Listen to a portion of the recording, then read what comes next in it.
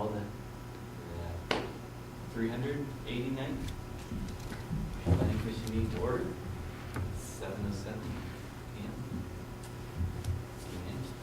p.m. Roll call. Ken Lauterbach, Here. Brian Roth, Here. Dennis Olson, Here. Scott Duncan, Here. and Eileen Davis, Monty Poyman, and Randall Brennis Moreira are all excused. Opportunity for public comment. Seeing that there are no members of the public here. We'll move to the agenda, item 2.01, the consent agenda. Is there a motion to approve the consent agenda? So moved. Second. Any discussion? All right, all in favor, say aye. Aye. Aye. Opposed? All right, next minutes from, That's part of the consent agenda. oh, is it perfect? Yeah. Good. So we're covered for minutes for two sessions then. So on to housing standards. Presenting that. I'll just let Greg start. And we have several different items tonight, so the order that I discuss them may not be the same order, so if you'll bear with me, we'll get to everything on the list. One of the things that we talked about as we move forward is a reminder to me as we discuss these, which is, although there are going to be some matters of detail that we need to discuss, there is by necessity a lot of detail in the regulations, and we're trying not to get bogged down in too much of the detail right now, and make sure that we hit the key elements and keep moving forward so that we can complete a number of different pieces and then bring them all together and bring them back to you. So I'll try to remember that, but if you would try to remember that as well and remind me, and just give me a hand signal if we start to get too far into the weeds on some of these items. I think maybe if we start with accessory dwelling units, since we've discussed that one a number of times, and we had quite a bit of discussion of that in the joint meeting with the city council. The principal items of discussion have been and remain questions that have to do with the height and the relative setback of accessory buildings of all type, which includes accessory dwelling units. So the regulations as we have them structured include all accessory buildings, and then there are some more specific regulations for accessory dwelling units. And we've been discussing the matters of height and setback, and at different times we've discussed not to exceed the height of the primary structure, 14 feet at the eave line, or now 15 feet at the eave line. We've discussed a number of things, and we've also discussed whether accessory buildings should be set back the full rear yard setback like primary structures, or whether accessory buildings should continue to be able to be located within 5 feet of the rear property line, and that the rear setback in totality applies only to the primary structure. So that's been the focus. That's was discussed with the city council. And following the meeting with the city council, there was further discussion with John and Mike and the mayor. And so the way the draft is structured right now states that the maximum height of an accessory building or structure shall not exceed 15 feet at the eave line. And that's based on discussions that John's had with the building official, and he can elaborate on that, but that seemed to be the 15 feet is a more appropriate number than 14 that was discussed earlier. And the other key change in the document is that accessory buildings would continue to be allowed within 5 feet of the rear property line. And one of the concerns was if we made it the full setback, we would be creating a whole new class of non-conforming accessory buildings, because heretofore, the city has allowed accessory buildings within 5 feet of the rear property line. So it's been restructured, 15 feet at the eve line, 5 feet from the rear property line is the setback. Other than that, the revisions and changes were more technical in nature, one of which is that there may be instances where if you have a large house and you and the basement, for instance, is suitable for an accessory dwelling unit, there would be provisions that you could use the entire basement, for instance, as an accessory dwelling unit and not limit yourself to just 600 square feet of the basement. But one of the provisos with that is that if you get into a situation where the accessory in the building is more than 600 feet, for purposes of determining city capital facility fees and charges for city services, it would be viewed as a duplex in that instance as opposed to an accessory dwelling unit.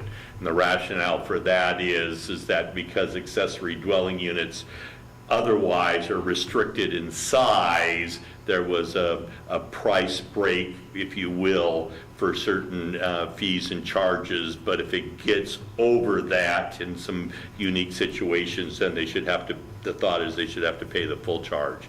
So that's the revisions that have been made since your discussion with the city council.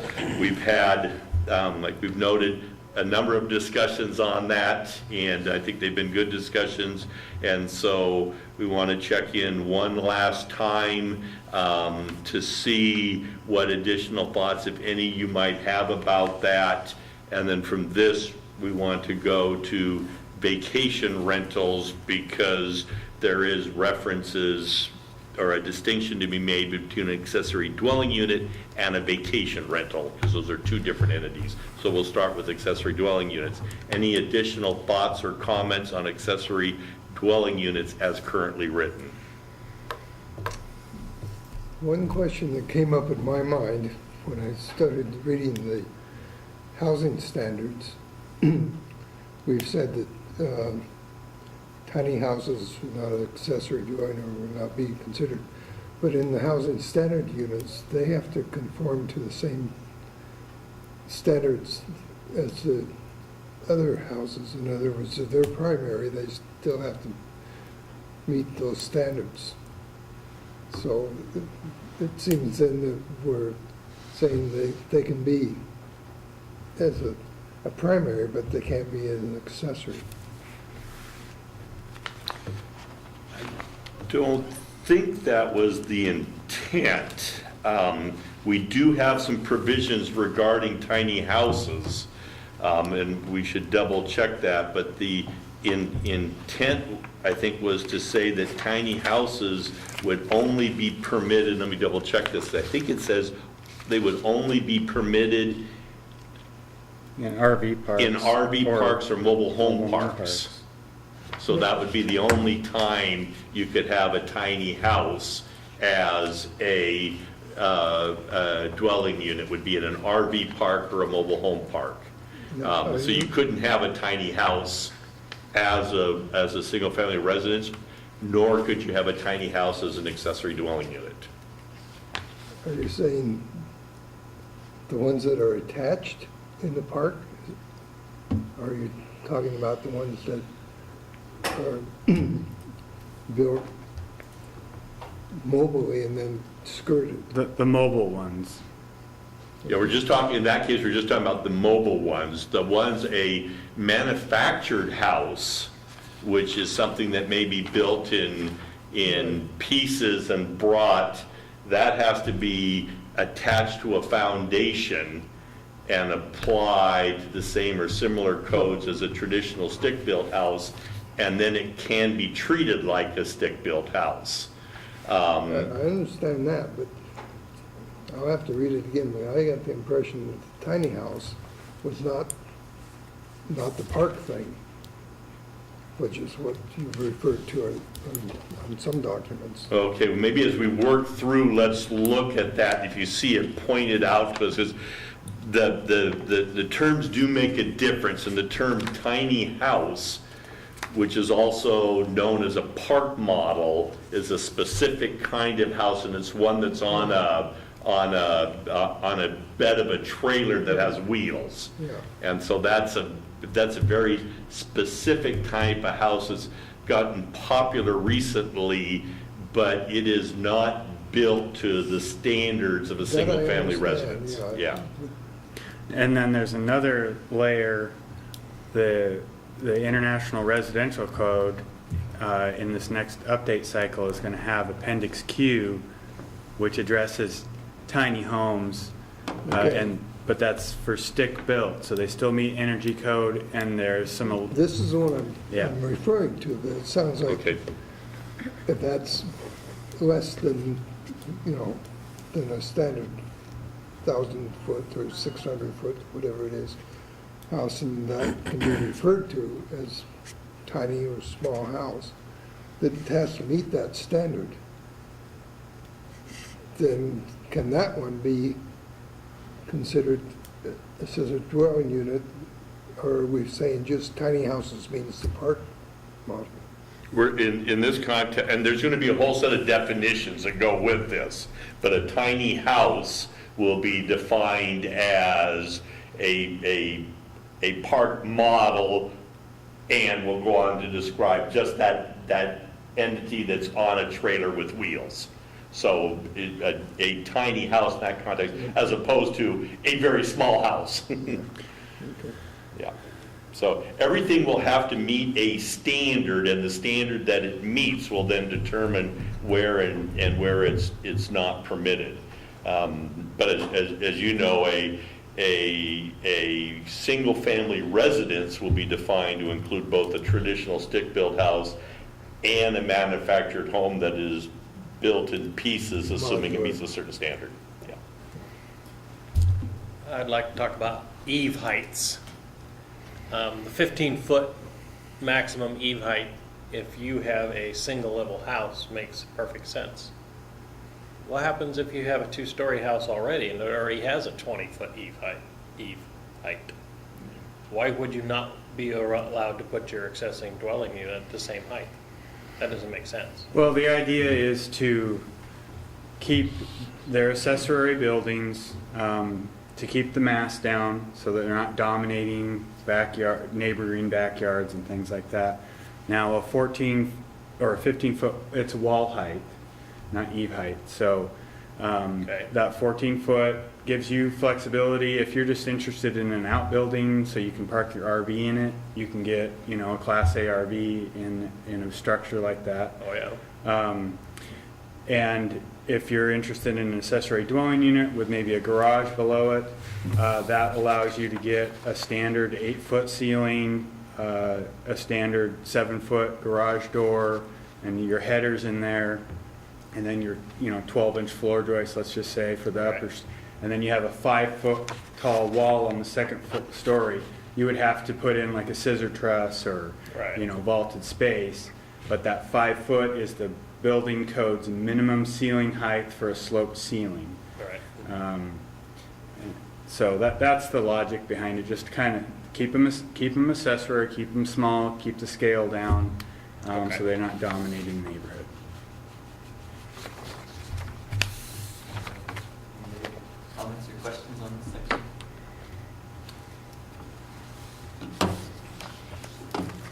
Let's go then to vacation rentals, which is something that we haven't discussed.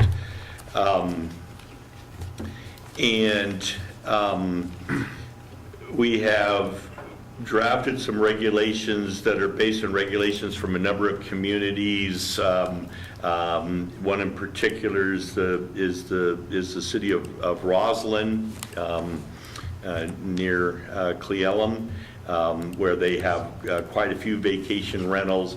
And the basic principles are to try to promote the use of vacation rentals, to be good neighbors, to follow the rules, and to pay your taxes. Those are kind of the key principles.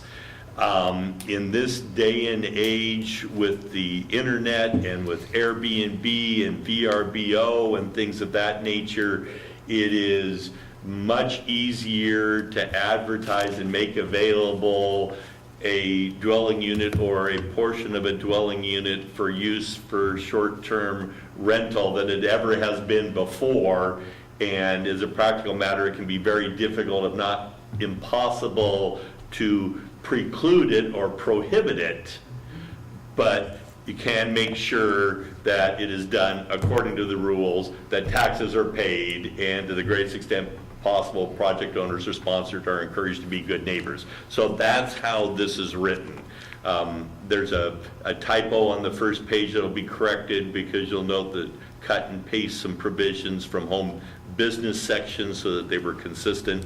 But otherwise, what this requires is basically that, first of all, each vacation rental has to have a city business license, because it is a business. State law defines vacation rentals as being available for rent for less than 30 days. So that's the distinction, and that's how we distinguish between accessory dwelling units, which can either be on a year lease or a month-to-month basis, but it's for more than 30 days. Vacation rentals are less than 30 days.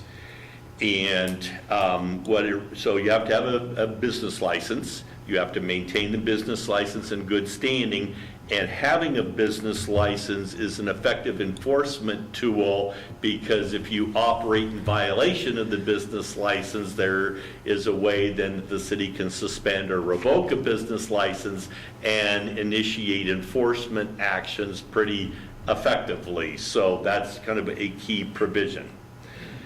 The way that it's structured is that the property owner or the designee, in the case of a management agent or something, has to provide a property management plan that identifies who is the decision maker, who should be contacted in the case of different types of emergency, and how the property owner or their agent is going to enforce the terms and conditions of approval.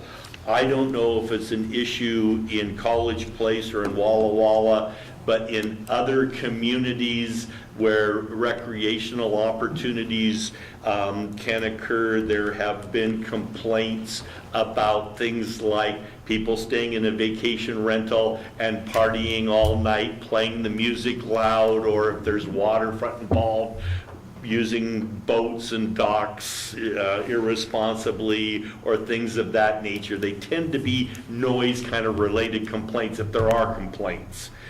And so to have a management plan that says, okay, when there is a complaint, who's going to get the call, who's expected to resolve it, to make sure that neighboring properties have a copy of that, so that if they feel that the property is being used improperly, they know who to call and to let them know. The plan would identify things like where parking is going to occur, where garbage and refuse recycling is, where emergency shutoffs are, if there's amenities, where they're located, and the other provisions then are things such as requirements for annual inspections, provisions where you have to provide documentation that you've been collecting and paying your taxes, and things of that nature. So these are regulations tweaked slightly, but have been based on regulations in other communities that have worked fairly effectively. And so we wanted to provide that to complete the picture. So now we have the continuum of accessory dwelling units and vacation rentals, and wanted to stop to see if you had any questions, comments, or thoughts that you'd like to discuss about vacation rentals, or any observation about what your experiences have been in this community. It tends to be kind of community-based. In some communities that have vacation rentals, they're no problem, they're no issue. people are there, stay in them responsibly, and there aren't any problems. Some communities seem to have a culture of having people who are saying, yahoo, and want to just party, and then go back to their home when they return to being responsible neighbors. So I don't know what your experience has been here. You know what,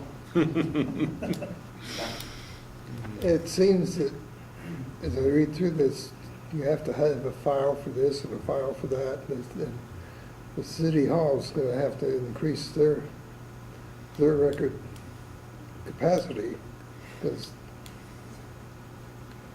everything that I'm seeing is have file for the city, file for the city. There will be record requirements, there will be fees and permit fees associated with that. Some of it's gotten a little bit easier because of...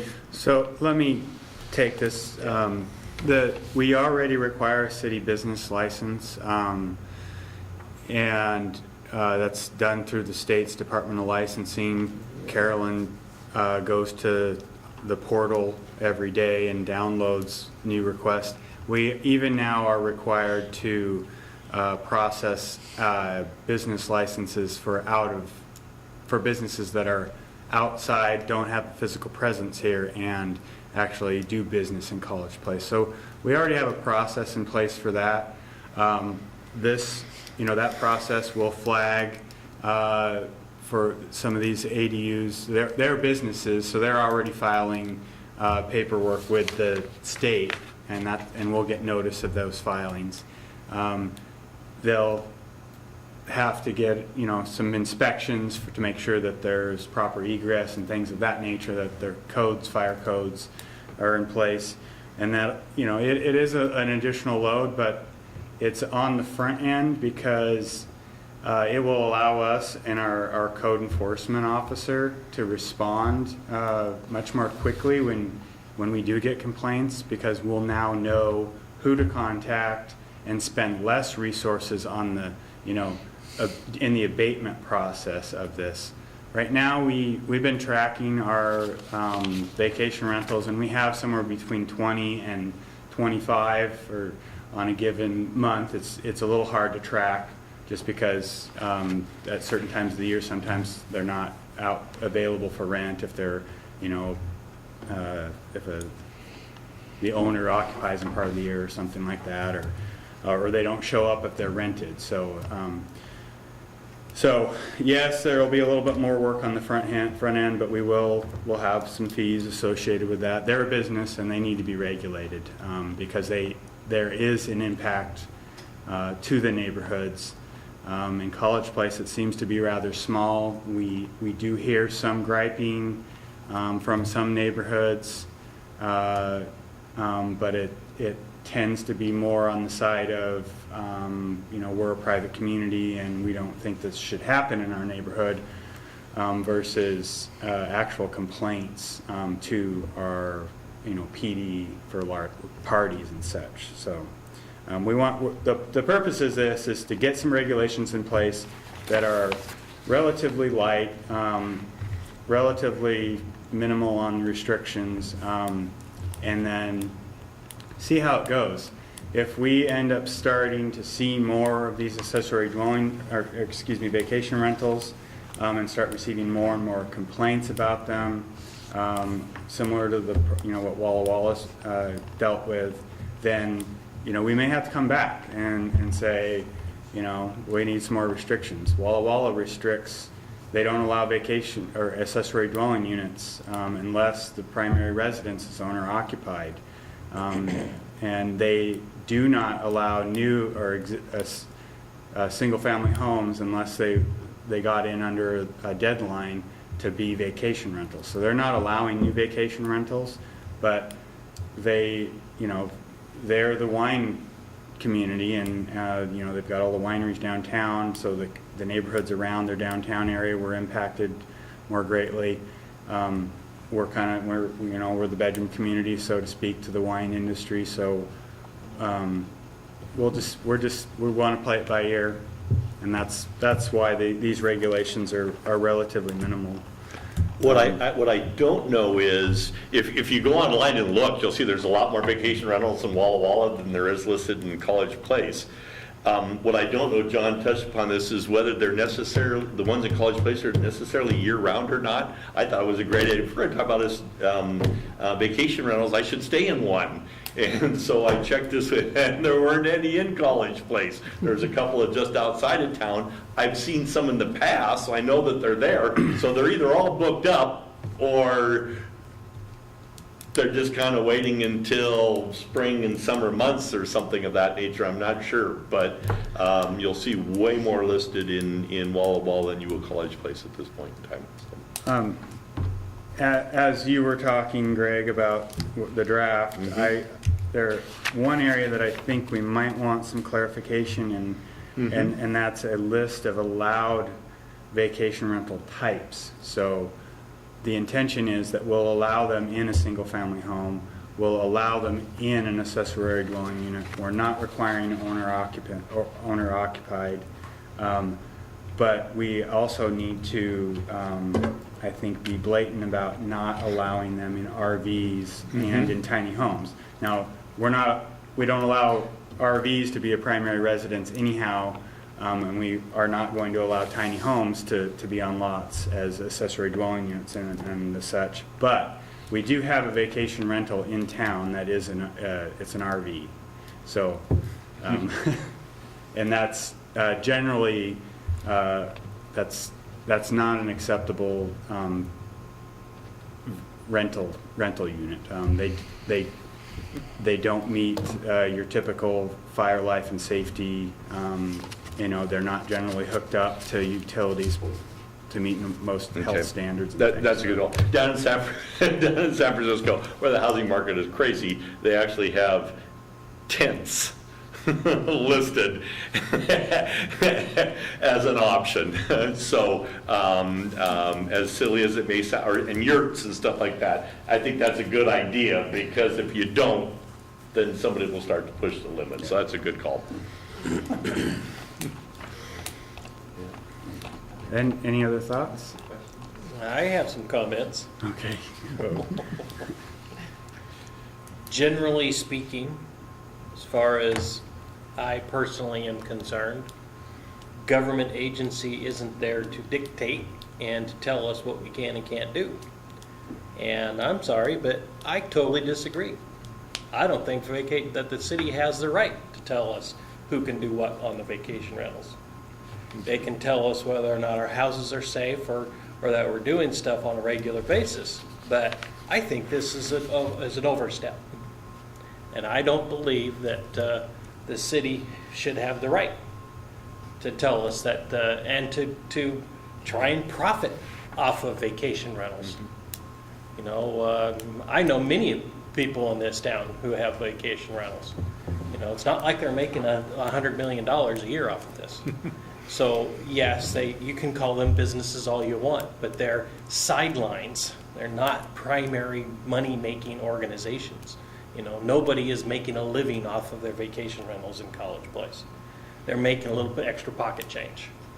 So for us, unless we have a massive problem, and yes, I agree, Walla Walla had a problem. Walla Walla had a problem because people would come in, they'd get drunk, they'd walk from downtown to their vacation rentals, and they'd do nothing but cause a nuisance. I totally disagree with the way they handled it. I think they totally handled it incorrectly. And you don't just go in and say, no, you can't have any more. I think that's an overstep as well. In this case, I believe because of the minor application that's been done in this city, I think it's not the city's place to step into the vacation rental process. That's my opinion. Hey, good for Jefferson. Yep. Other thoughts along those lines? No. I guess in light of what he's saying, what I'm seeing is this is a depression of having them. I mean, if you follow these lines, people that want to go ahead and have a vacation rental, they have to meet all these regulations. They're not going to follow through. It's not worth their effort. So you've depressed the possibility of having that kind of a market. And if you want to keep track of them, maybe having a simple business license or something, but to do all the rest of it, I don't know. I haven't sat down and actually read through that, I have to admit. I didn't read through that, but like I said, my opinion is I don't think the city should have the right to step into this venue unless unless they can prove that there is an actual problem for the city, like too many complaints or people burning to death in one of them because it wasn't regulated or something, and I don't think you can.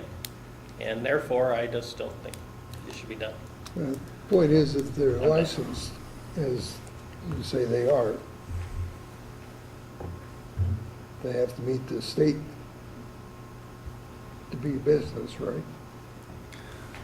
They have to get a business license with the state, and they have to get a business license with the city and pay their taxes. So- If they are registering online as a place, they are required to have a state business license. If you're going word of mouth, then there's no way that they can control that at all.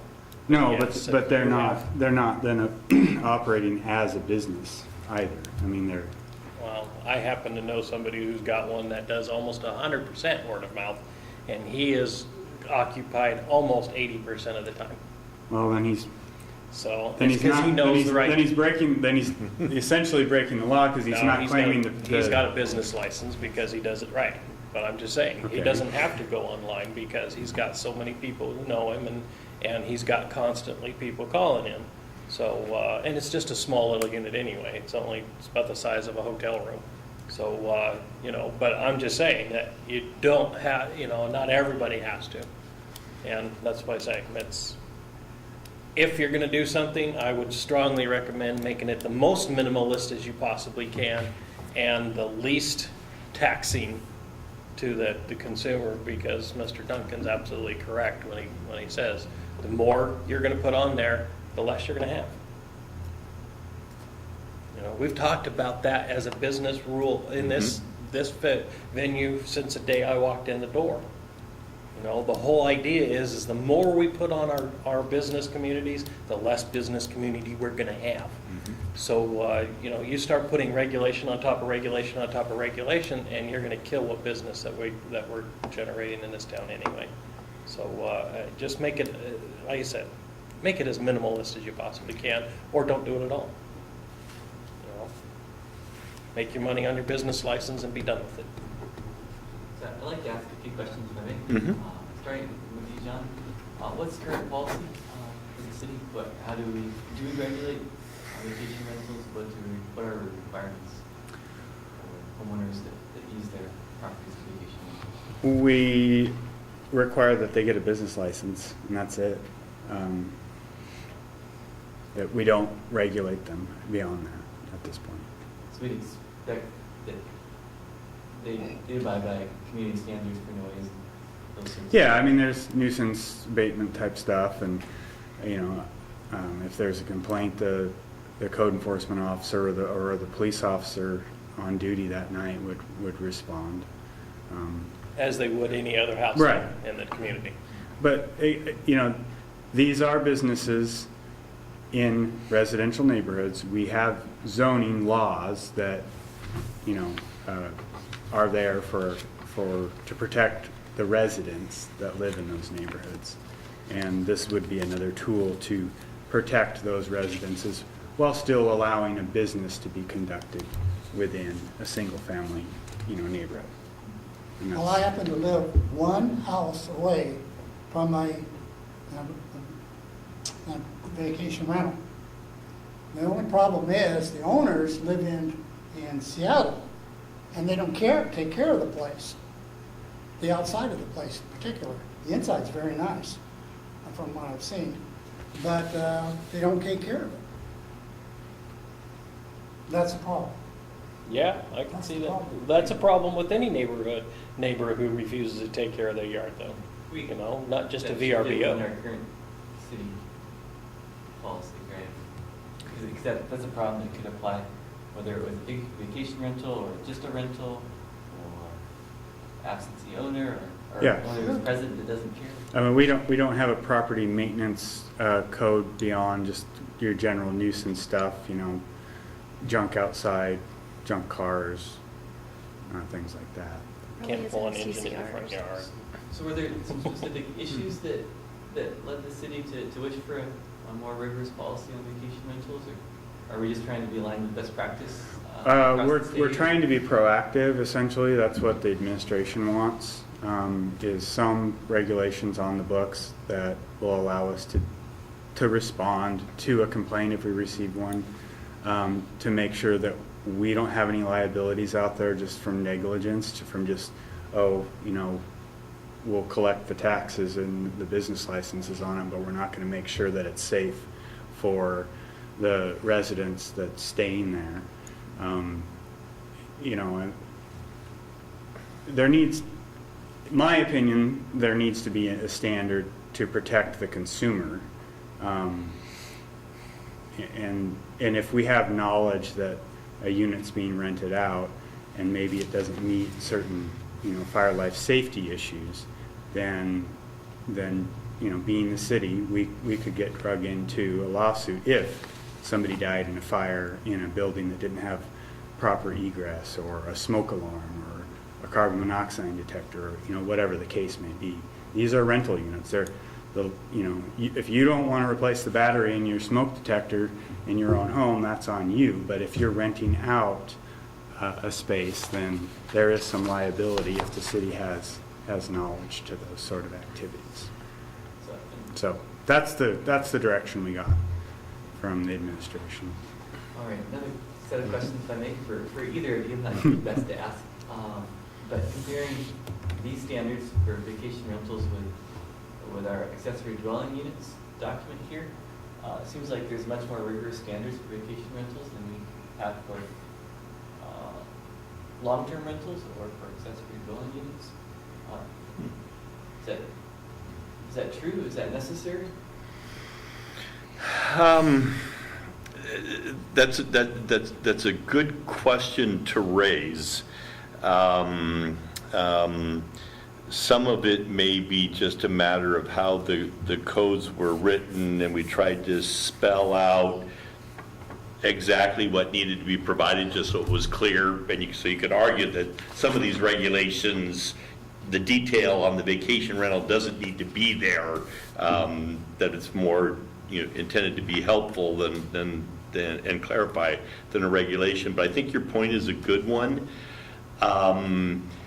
In some communities, they require that an accessory dwelling unit that there is a that the owner, the primary resident, has to be on the site so that it's regulated somewhat in that sense.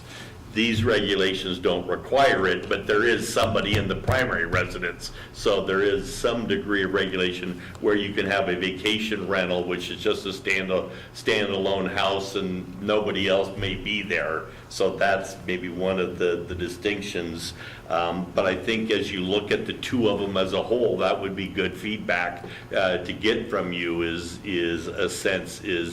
are they side by side reasonable and appropriate and equitable, and do they serve to either discourage accessory dwelling units, or do they serve to discourage vacation rentals? I think that's the appropriate question to be asking in both cases. What levels of inspections, safety inspections are required for accessory dwelling units? Well, if you're establishing a new accessory dwelling unit, you would have to meet all current building code requirements for fire life and safety. We don't currently require any sort of inspections for if you're doing long-term rentals, like month to month, or, you know, rentals longer than 30 days falls into that category of long-term rental. I don't know. Have you ever come across a jurisdiction that does inspections of rental properties for fire life safety stuff? Not that I'm aware of. I mean, I think in those instances, it probably, I mean, it would come back to the insurance carrier probably. They would probably want to, and it's the same thing in these, the insurance carriers are going to want to know if you're renting out space, because that increases their liability. But Is there a reason why we have more frequent inspections for a vacation rental as opposed to a long-term rental? well, I suppose, again, it comes down to you're an overnight guest. You may not be familiar with the proper egress if it's not labeled, or if it's not of sufficient size, doesn't meet code requirements. You're a new guest to the site. Maybe because if it's a long-term rental, you're expected to understand how to get out of the thing. I don't know. The way the code is written on vacation rentals, it says may be subject to inspection. So if you have an ongoing vacation rental and nothing changes, there wouldn't be necessarily any reason to inspect. It's more has to do with changes. One thing that some communities have spent time talking about is on a primary residence or even an accessory dwelling unit, because you have building plans and they're reviewed and approved prior to construction for conformance with codes. There's a mechanism in place to make sure that it's appropriate. In the case of a vacation rental, you're taking something that already exists for one purpose and now using it for another, and it may not have been initially designed and constructed for that other purpose, so you could get into a health and safety issue. One in particular, basements, where people are renting out a bedroom in a basement or something of that nature as a vacation rental. But if it doesn't have an adequate emergency access, there's concerns about health and safety issues there. So some communities have spent a lot of time on that issue and discussing how are we going to deal with that, and are we going to require it to be brought up to code. The argument is, because if we do, that makes it safer. The argument against it is, if we require all these code things, then it's going to discourage people from doing that. And so you end up with communities having a discussion about where are we going to draw the line.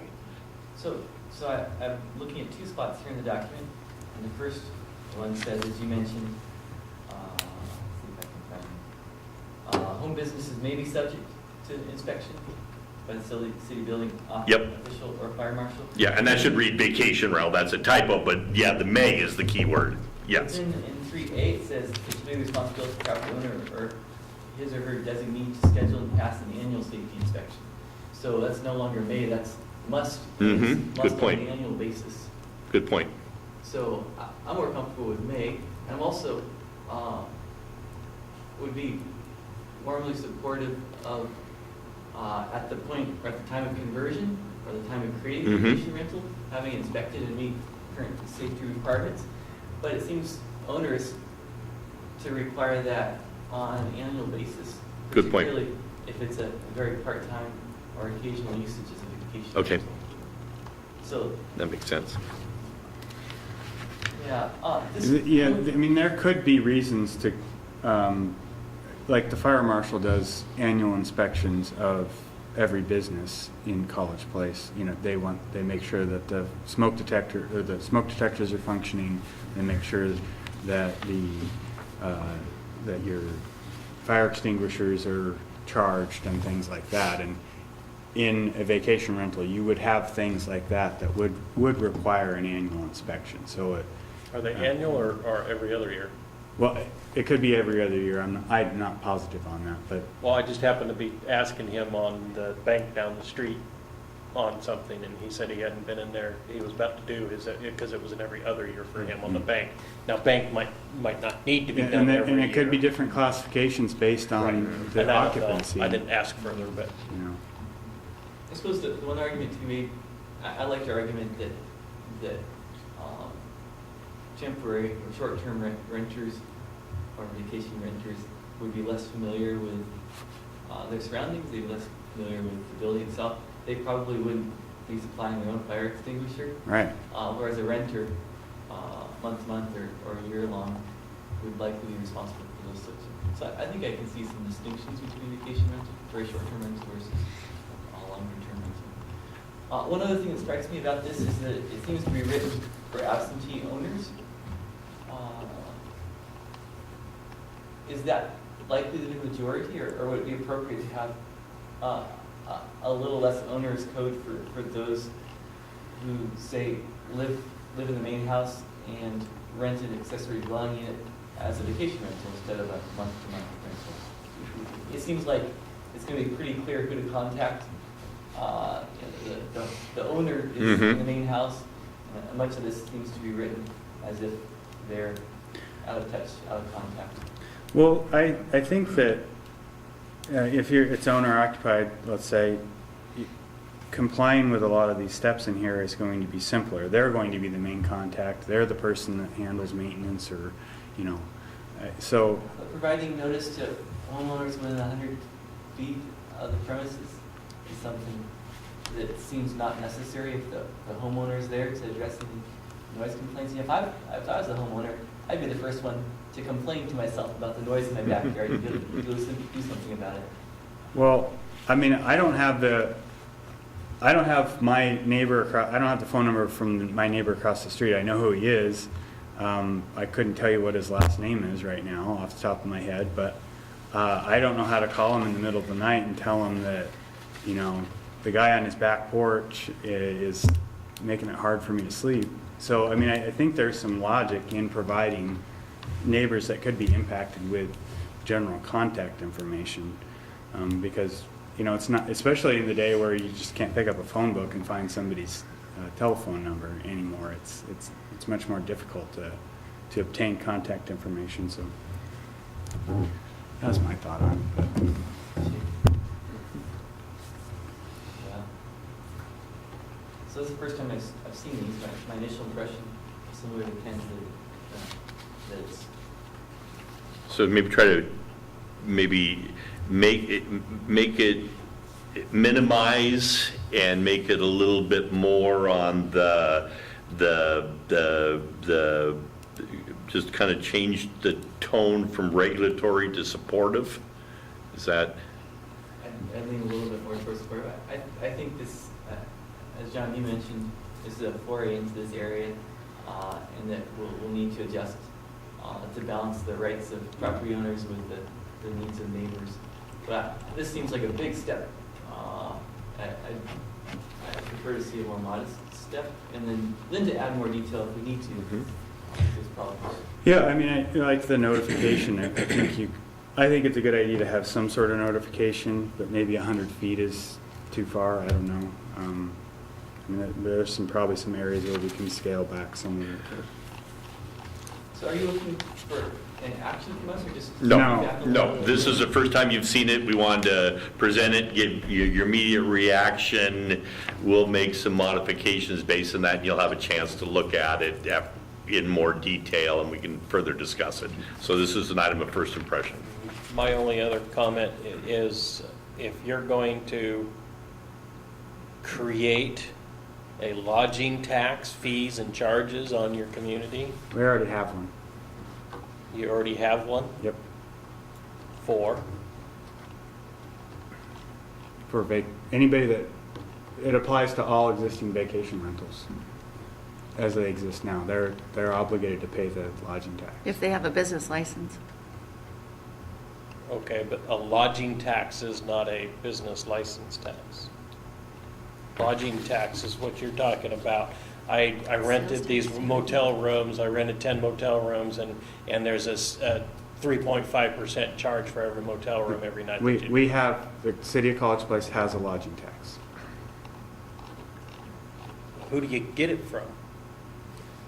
Gets paid And to how are you the getting DOR. it? The university pays into it. They have some overnight. I know. And then we don't get a list of who's paying it. We don't have access to that kind of detail, but there are people paying into it. I mean, there's some revenue coming in from it. It's not a lot. You don't have any motels in town. No, but we have vacation rentals in town that are paying into it, the ones that are legit. The DOR will hound them if they don't pay it. They like send you emails and you have to go into the portal and pay it or report no business activity. Yeah. Okay, then my comment is a moot point, so. never mind. I don't know what the vacation rental is, but it's, or not the tax is, but it's. But we will try Moot to point. streamline this and have it be something that is more minimal, that can, if it needs to be made more detailed over time based on experience, it can be. I think that's what I'm taking away from this. We can, and then have, as you have a chance to review that, then we'd have more discussion if we hit the mark or if we're still off, or to have the larger discussion of whether there should even be one or not. Ken and I talked a lot. Anything else from Dennis? Scott? Any comments on stuff? I just Not at this point. tend to look at the Jeffersonian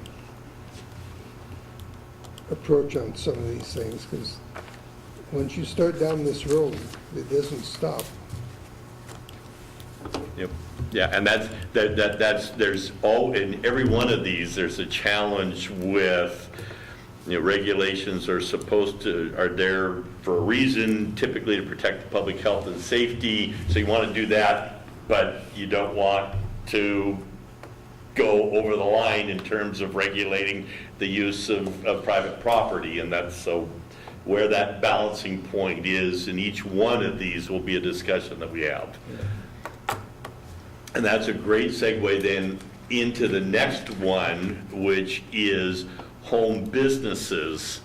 And this is a revised version of some regulations that were drafted, and they're still draft, but were drafted and came through the Economic Development Commission.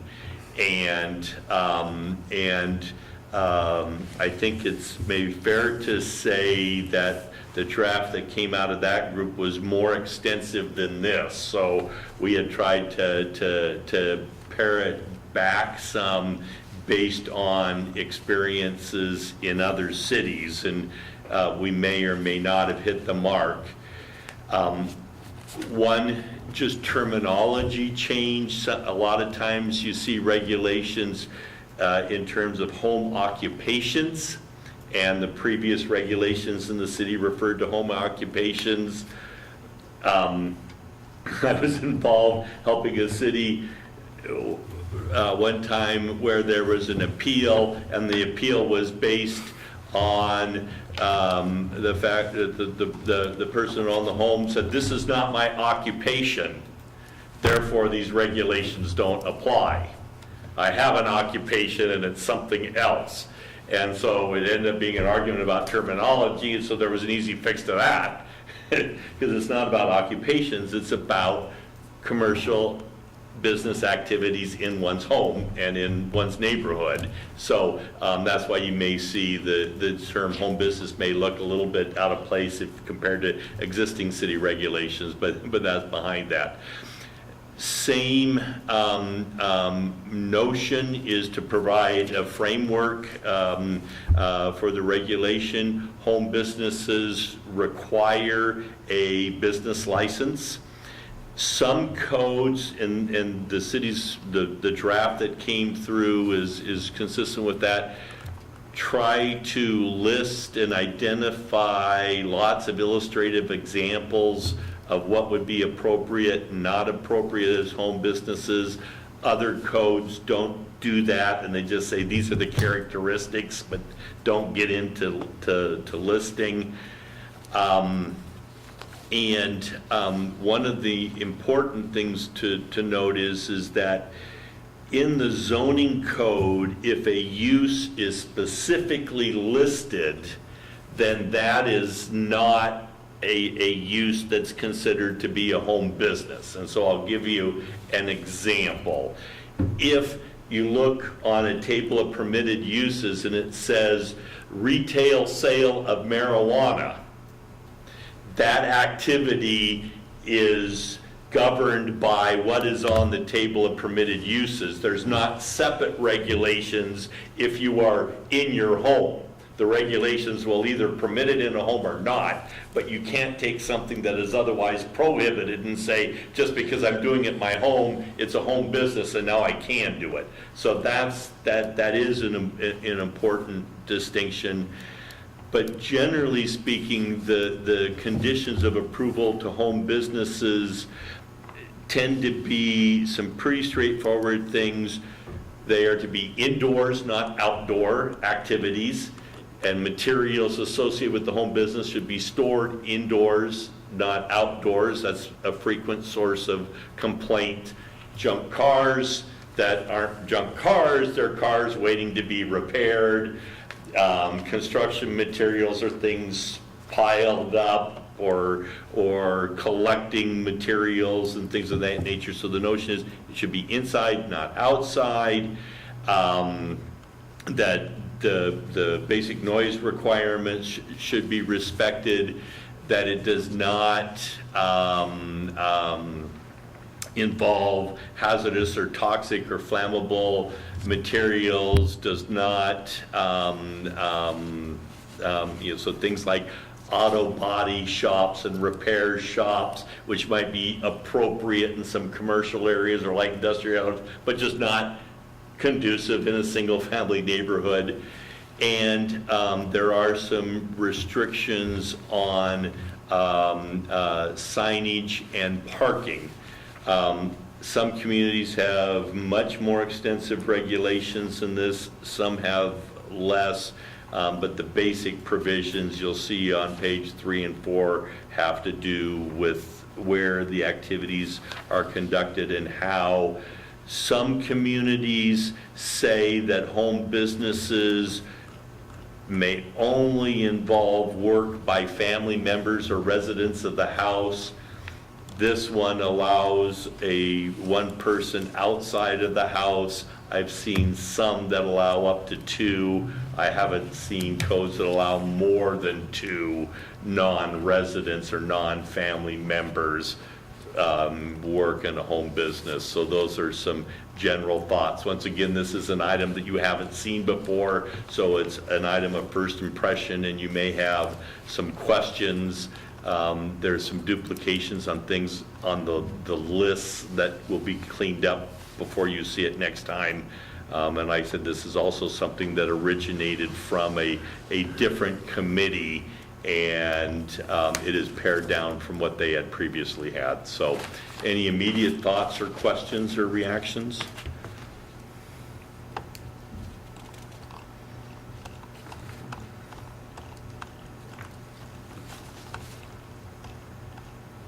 I had a question at the very bottom, number 13, no traffic should be generated by home business in greater volumes than normally expected in a residential neighborhood. And I wondered if that was, I agree in concept with that, but I'm not sure how enforceable that is. Not very. As It's written. not specific. Yeah, yes. And some communities, That originates from our existing home occupation code, which is like a paragraph. And there are circumstances where it could be very easily monitored. For instance, we have a taxi service Yes. that I think dispatches from their house, and so there's a lot of trips going to and from. But in most cases, it's not. yeah. And in most cases, it's not really needed. It's really for those It's the exceptional cases extreme. like that. Some codes have provisions where I've seen where they try to regulate the number of trips that UPS or FedEx trucks can make and things like that. I think my experience has been a practical matter. You could never enforce that ever. My kid gets a daily delivery for crying out loud. Yeah. He doesn't have a business. Our He next just likes door- to buy online. Yeah, one of our next door neighbors is a pharmaceutical representative, and she's getting things from FedEx and UPS all the time. But there's FedEx and UPS trucks going into our neighborhood all the time anyway. So whether they stop at her house or down the street really doesn't make any difference. So as written, this really only deals with the exceptional case, and taxis and home dispatch would be a good example of that. So, John, is this something that's, this policy update growing out of a need that you see, or? Well, complaints, or- yeah, and I haven't had enough time to go through the draft that Greg proposed to see if it's being addressed, but we have struggled with a couple of contractor, one in particular in town that lives up off of B Street, and I won't name the business, but you can probably figure it out, but just by driving down B Street and looking north on Novel and B. The business owner is just, he's just disrespectful to the neighborhood. Doesn't really care about the way his property looks, doesn't care that having his employees, a number of employees, come to his home to pick up his contracting vehicles and then go out to jobs to store used plumbing goods in his yard, in his dump trailer, store unused plumbing supplies in his yard, in his, causing parking problems. Snobbles a private street, so that we can't enforce parking there, but he'll park in B Street. It's just, so that is one of the driving factors, dealing with contractors. And we need to be able to protect the neighborhoods. It's great that his business grew very rapidly, but at that point, you need to figure out a location that's suitable for that type of size of business. And so, I can say, based on some of the experiences I've had helping cities, that some of the, there's also, well, let me say, there's never going to be a perfect regulation in this area because there's just a lot of nuances. Let's say Ken, if you can imagine this, is a really generous, thoughtful, considerate neighbor, and he's always telling friends, bring your car over and let me take a look at it because it just doesn't sound right. Let me see if I can't tinker it with a little bit and make it run better for you. Or his kids bring the car home and say, Dad, I don't know, but the car is running terrible or whatever. So he's always helping friends and neighbors out. That's not a home business, but there could certainly be a lot of activity, and there might even be some neighbors that get upset when they decide to pound out a dent some night, and it keeps going and going and going.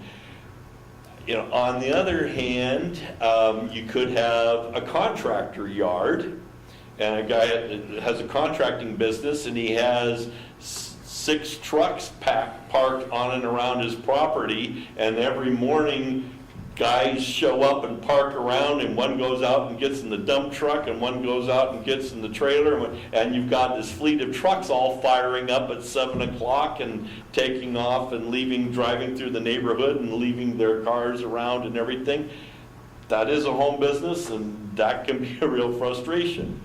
On the other hand, you could be a guy, Scott can be work for a long haul company, and he has a semi that he drives, and he gets home at night and he parks it in his driveway and he plugs in the refrigeration unit, and it drives the heck out of his neighbors, but it's not a home business, it's his work vehicle. So there's going to be a bunch of shades of gray, but hopefully what the intent is it helps us deal with the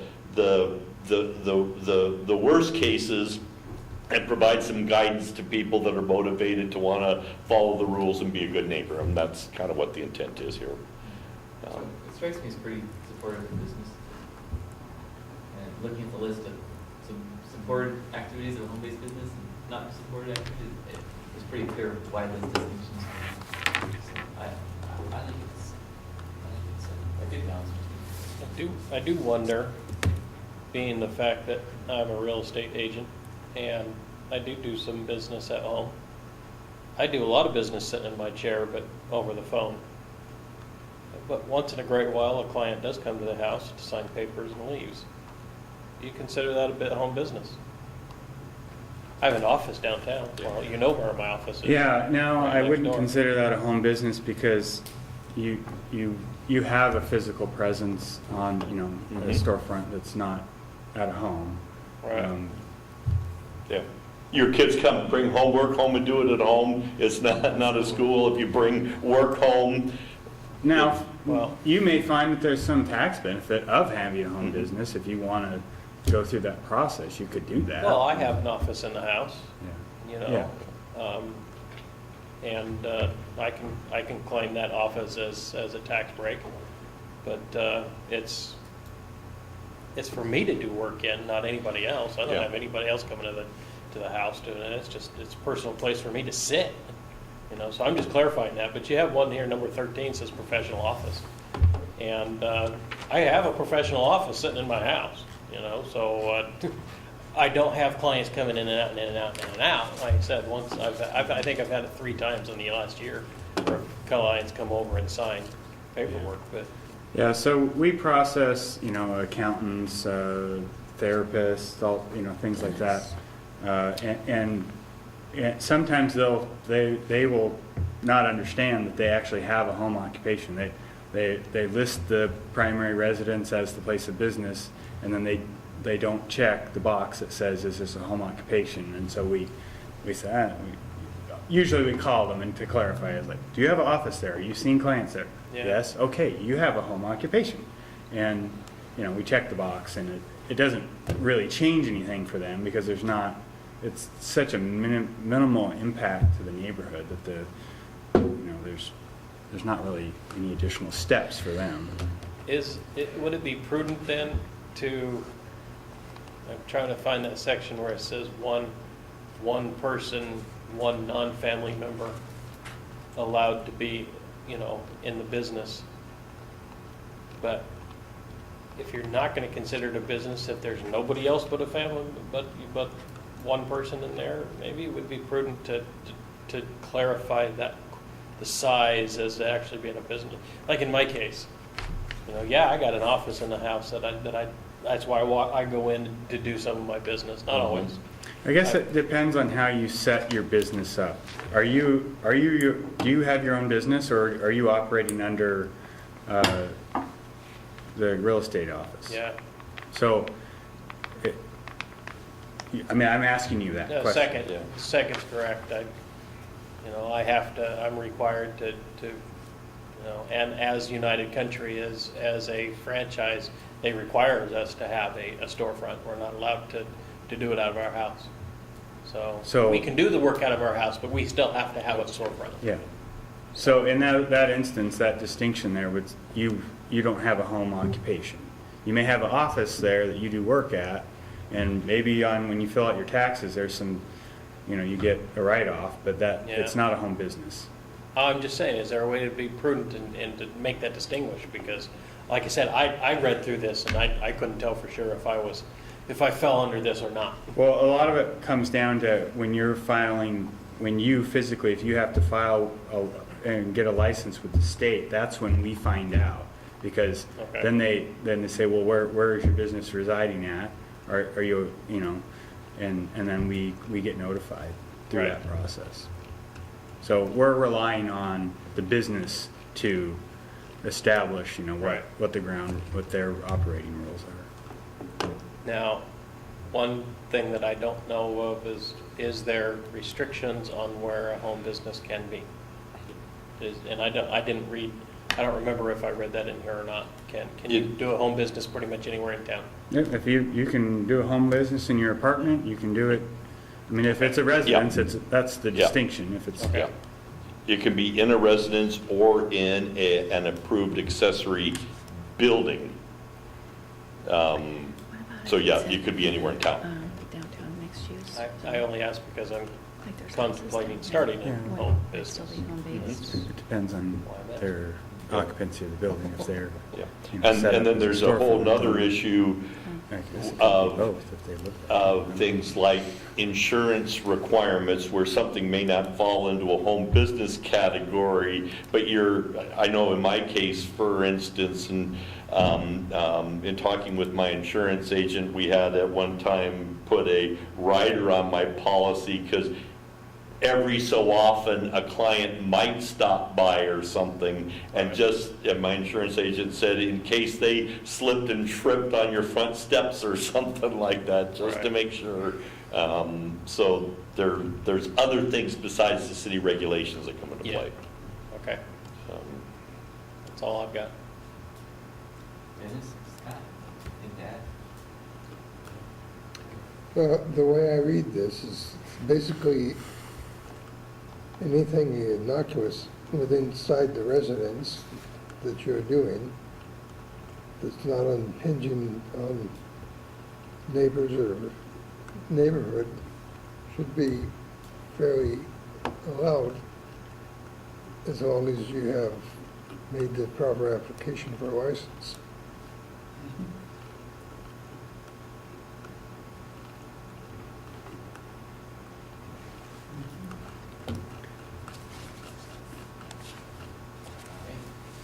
Okay, so that's home businesses, and we'll clean that up, and you'll have another chance to look at that.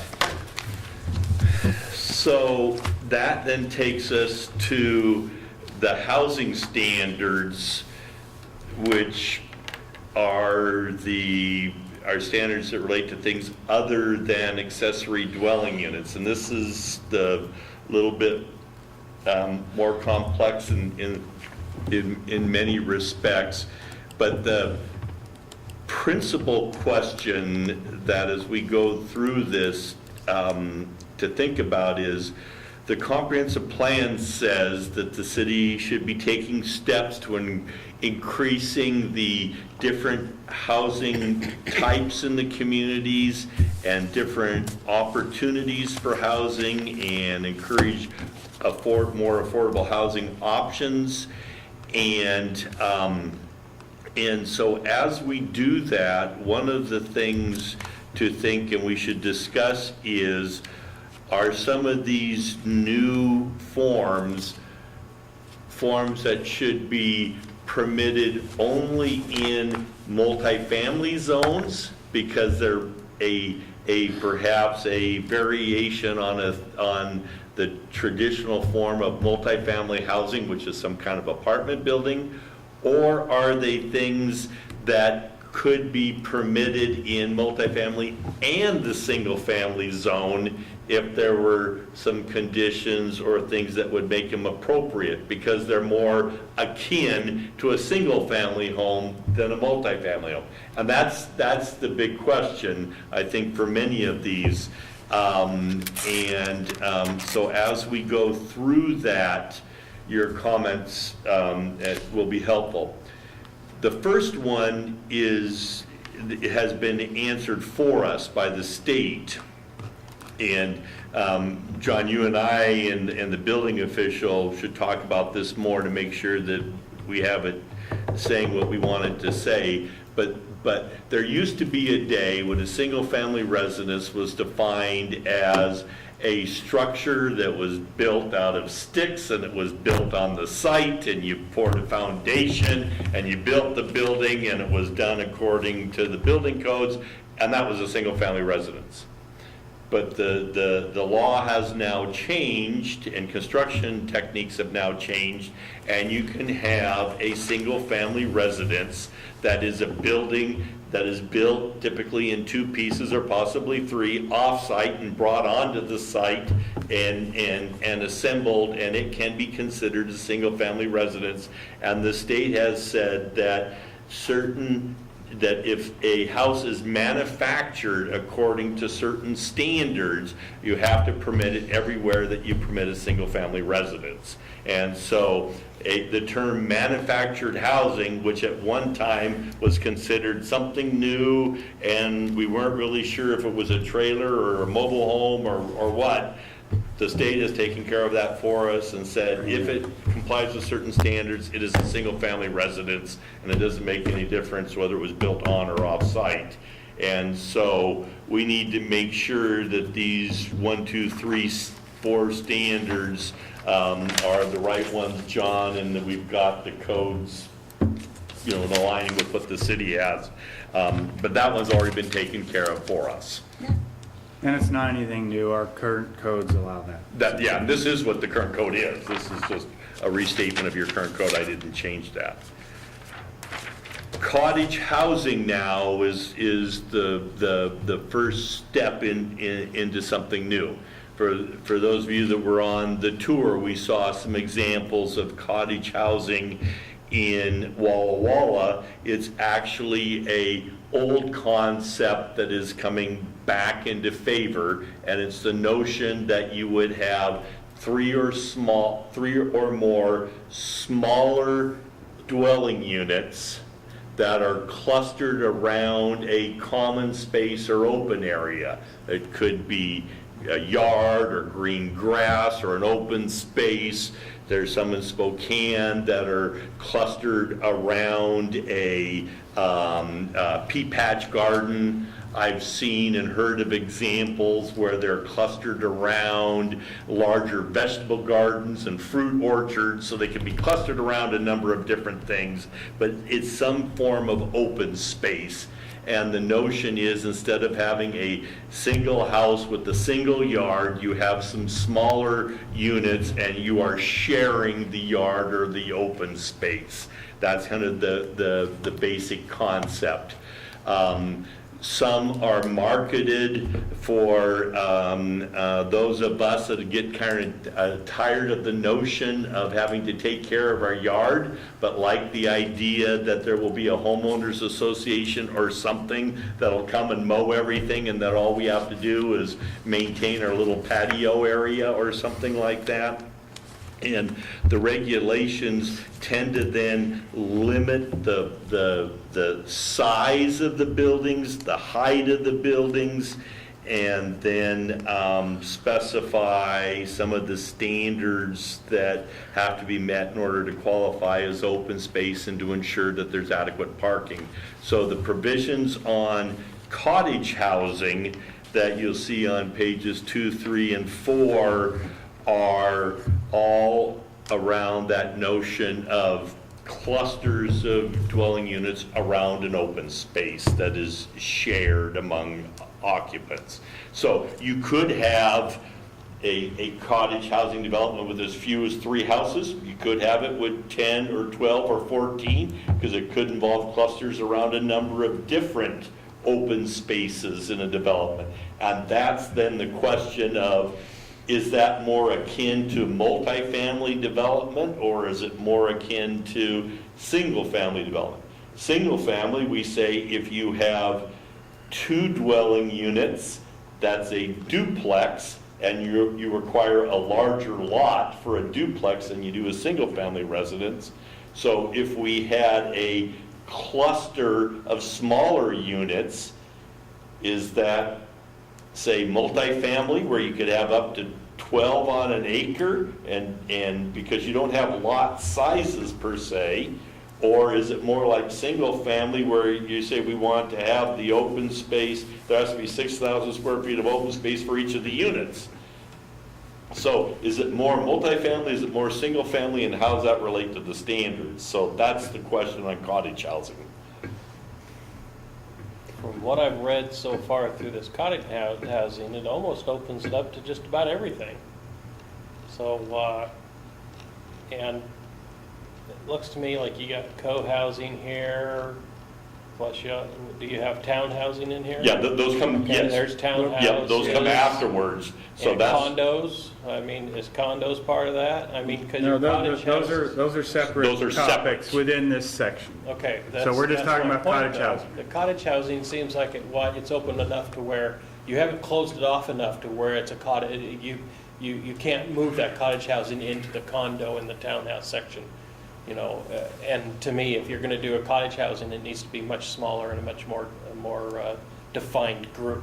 Because right now, you could do, as long as you have, you know, certain size of buildings, man, if I had 50 acres, I could put 1,000 of them out there, you know, the way cottage housing reads now. So it just seems to me is that you need to narrow the focus of the cottage housing group itself a lot more than you have. Yeah. So that your townhouses is a separate section. That's what it just, the quick reading for me. I mean, am I making sense? Or am I just talking a lot? There's an example of that on 6th Street, just catty corner from the credit union, where there's about 6 little houses in Right. an open area. And it's been there ever since I've been in town. So somebody had that kind of idea once before. It's the Well, main it's one that I great for know about. low-income housing. I mean, this cottage housing section is a perfect fit to help us in the low-income housing section in our community, which is obviously one of our major negatives for our area. Some of it's not ever gonna be changed, but to have this not to exceed 1,000 square feet, or, you know, if you're gonna do a little bit of an overhang, you can go up to 1,250 for a story and a half type of an idea is the way the real estate agency puts it. Mhm. You know, so it's a cool thing, and it's gonna give you an ability to create some low-income housing. But under cottage housing, you need to restrict it, you know, because, you know, condos and duplexes and apartment houses have a totally different standard. Yeah. Maybe make this no more than 3 buildings together or something like that. In some way, I think you need to restrict it.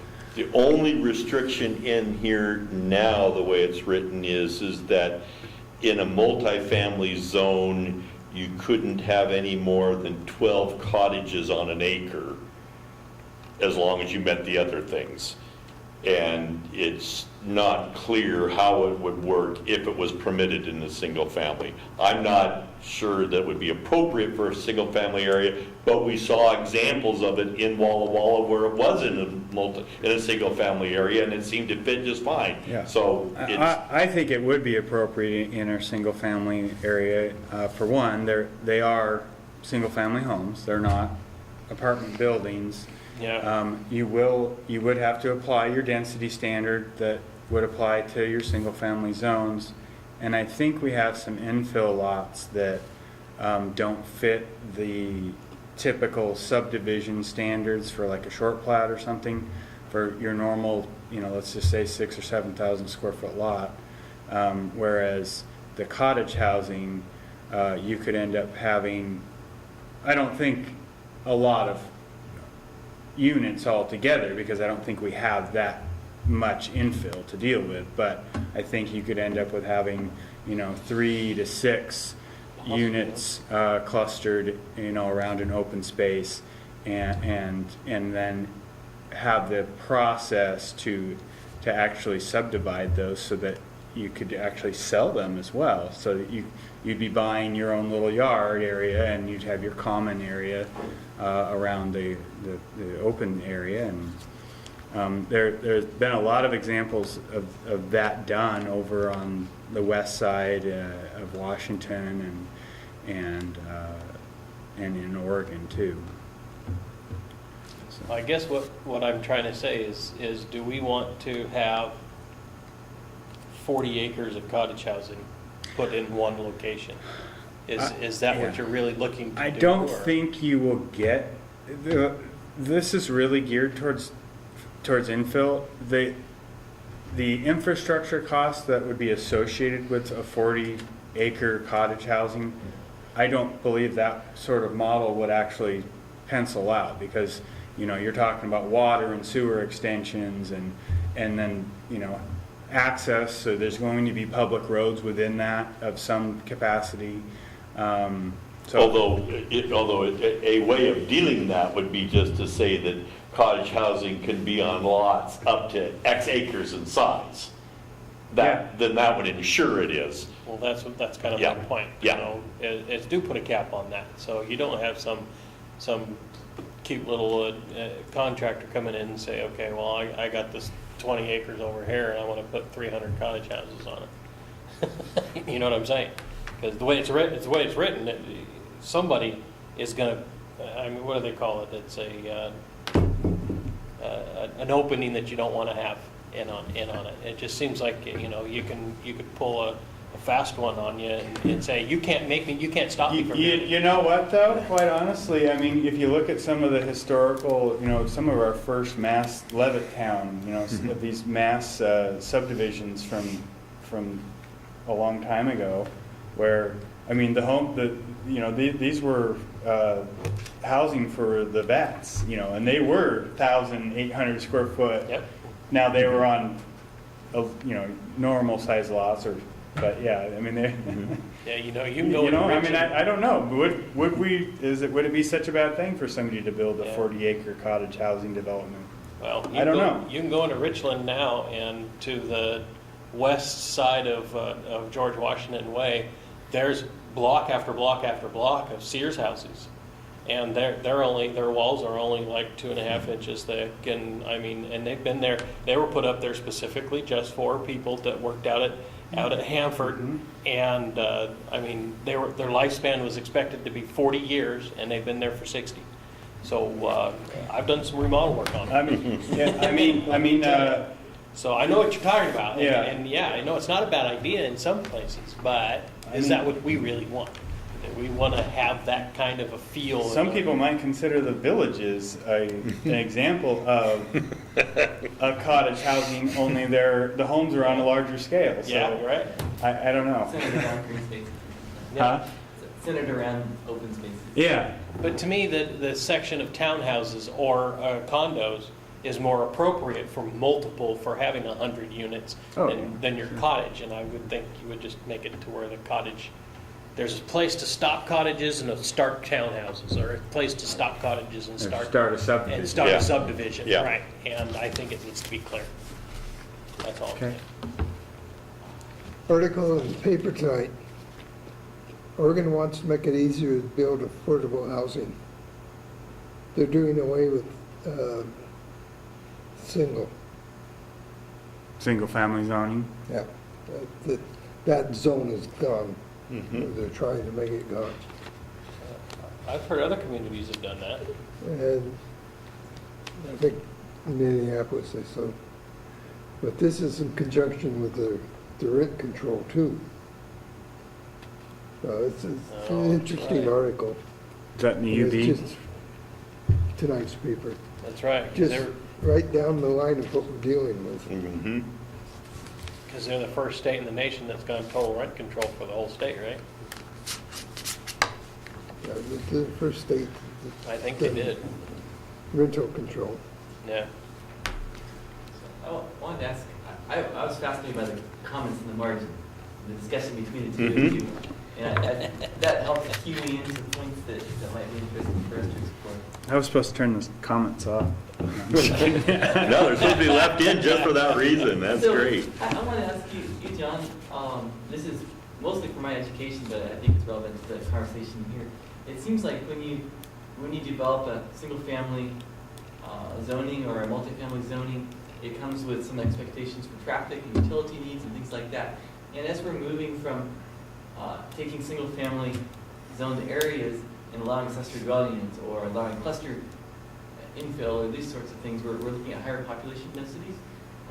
What's your take on the adequacy of roads and utilities, water and sewer in particular?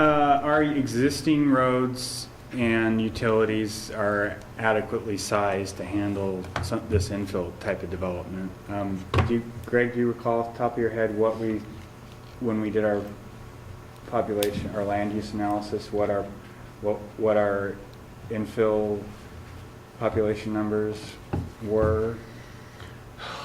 I just took that out of my I briefcase. mean, it's part of the equation when we're Yeah. trying to figure out how much UGA we need versus existing available undeveloped land in the city.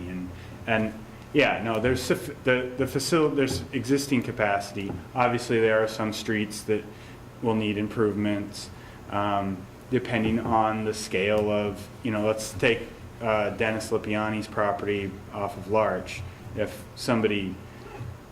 If his kids end up with that in another 20 or 30 years and it gets developed, a development of that size is going to require a traffic impact analysis, a TIA, and we'll, look at certain key intersections to see if, Is that between 8th and 6th, is that what you're talking about? yeah. So, but a half an acre cottage housing development, no, we're not going to require a TIA. I mean, it's not going to generate enough trips to trigger a change in intersection configuration or a signal somewhere. It did make me think, though, do we have a requirement now that if you put an apartment complex over a certain size, that it has to be next to a collector or a major road of some kind? I mean, or is somebody's going to be allowed to put that off the end of a city street? Well, there's two things. One is the multifamily zoning should have taken that into consideration when the areas were zoned, but that doesn't preclude, especially in larger scale developments, if one is going to go in, they may have to expand streets, provide secondary access.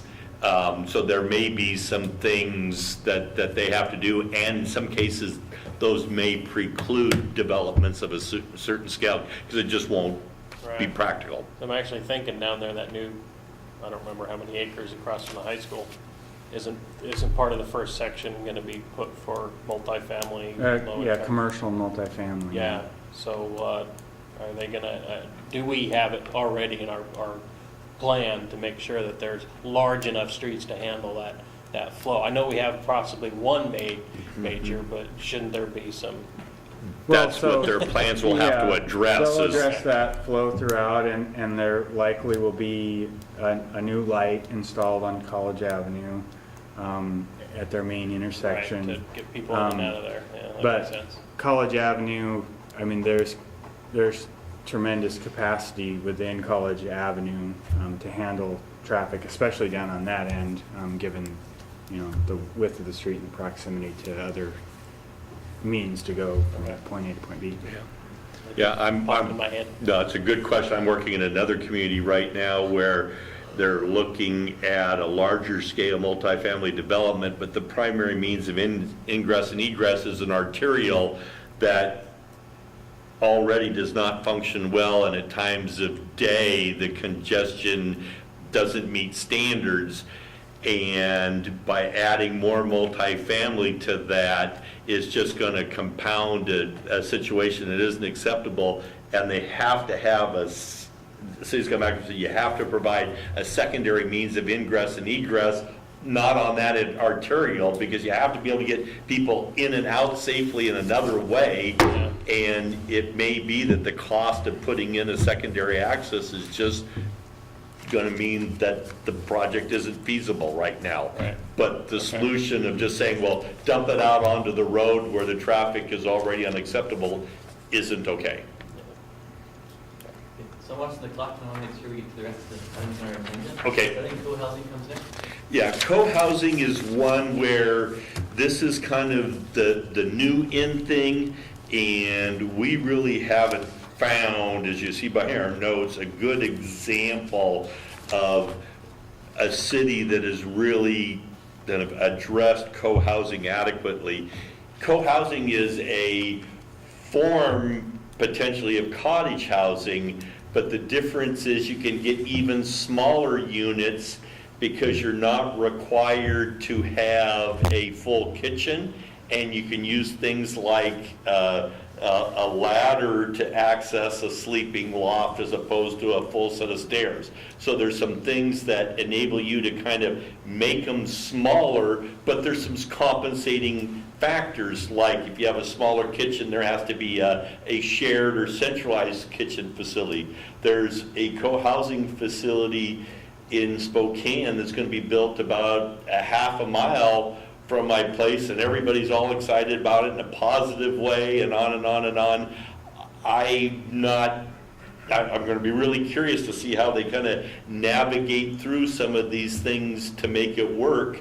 But I've run into people I know, I can't wait, because not only do we not have to maintain the yard, but we can just have small meals and things in our house, and we can go down to the central dining room when we want to. So they're all excited about it, but it's really new, and the regulations I don't think have been fully vetted yet. So what Greg is, I'm interested in what's going on up in Spokane and maybe contacting the city and finding out how they're regulating that. But my vision of co-housing, it does not include cottage housing. My vision and what I've seen in looking at like larger cities is a larger home that is co-housing multiple people in it. Similar to what may have been, 50 years ago, a boarding house.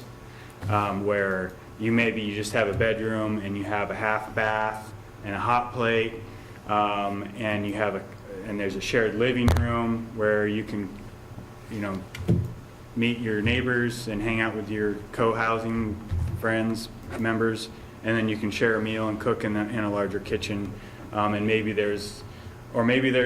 don't even have your own private bathroom. Maybe, you're sharing bathroom spaces.